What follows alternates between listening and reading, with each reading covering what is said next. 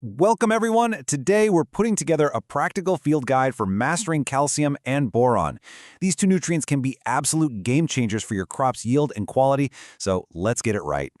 So here's our game plan. We'll start with why this power couple works so well together. Then we'll nail down the golden windows for spraying, cook up the perfect mix recipe, cover the big mistakes you've got to avoid, and finally, learn how to read the signs your plants are giving you. Ready? Let's dive in. All right, first things first. Why are we always talking about calcium and boron together? I mean, why not just focus on one at a time? Well, it all comes down to one word: synergy. You know, as a grower, there is nothing more frustrating than watching your hard work just fall apart. You get a beautiful bloom, and then poof, the flowers drop. Young fruits start to form, but they just can't seem to hang on. Or maybe the worst one of all, your fruit looks perfect, and then it cracks right before harvest. It's maddening.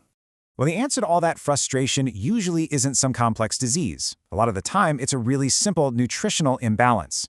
More specifically, it's a lack of calcium and boron working as a team inside the plant.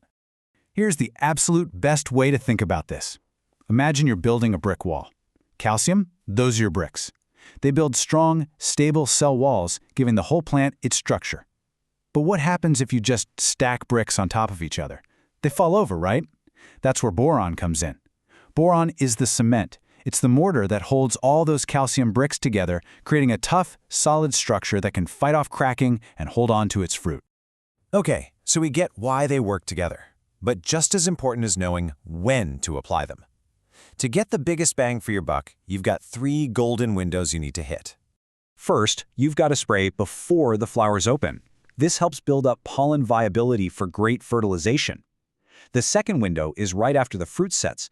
This is where you build those strong cell walls right from the very beginning. And the third window? Think of it like a recovery drink for your plants. After any kind of stress, heat wave, drought, heavy rain, a light spray can help the plant get back on its feet. Now let's get really specific. For your coffee growers, you're going to spray pre-flowering and then again at early fruit set to stop those little berries from dropping. For durian, it's a similar start, but you're going to want to continue those applications for the first 4 to 6 weeks of fruit development. That period is absolutely make or break for preventing the dreaded fruit crack. All right, theory's over. Let's head to the mixing shed. Now we're getting into the really practical stuff. How to create the perfect mix that's actually effective and safe for your plants. Before you do anything else, stop.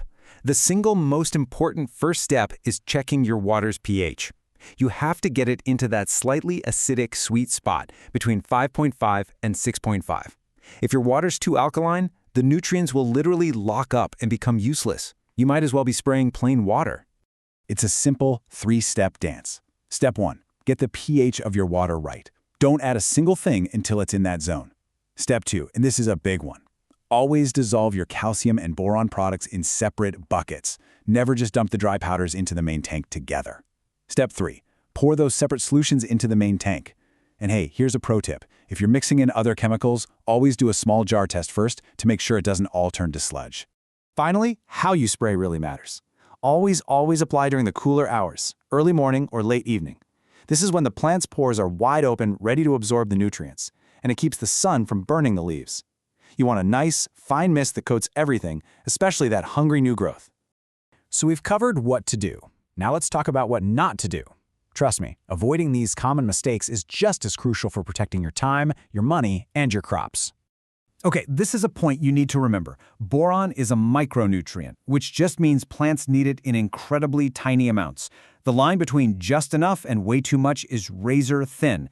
It's actually much safer to be a little deficient than to overapply. A deficiency is a problem you can fix. Boron toxicity is much harder to come back from.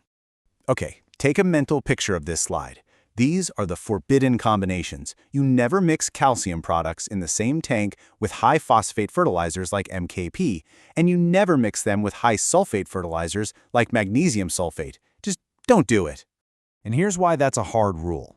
When you mix those things, they have a chemical reaction and form a solid. It's called a precipitate, but you can just think of it as gunk. This stuff will clog your spray nozzles in a second. And even worse, the nutrients are now locked into a form the plant can't use. It's a total waste of money and a huge headache. All right, we're in the home stretch. Your plants are talking to you all the time. You just need to learn their language. So let's figure out how to read the signs for both deficiency and when you've maybe gone a little overboard. So here's your deficiency checklist.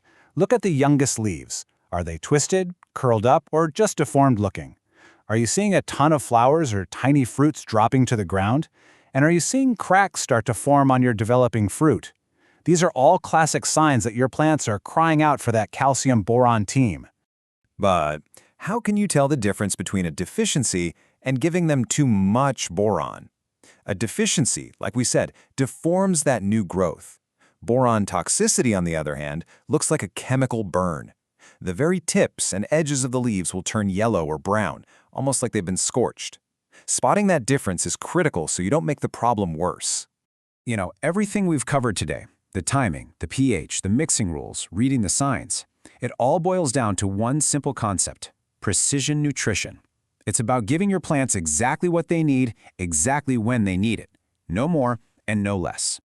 So by mastering these simple but really powerful techniques, you're not just feeding plants anymore. You're building a more resilient, more profitable operation. The science is solid, this guide is in your hands, and your crops are ready. Thanks for joining me.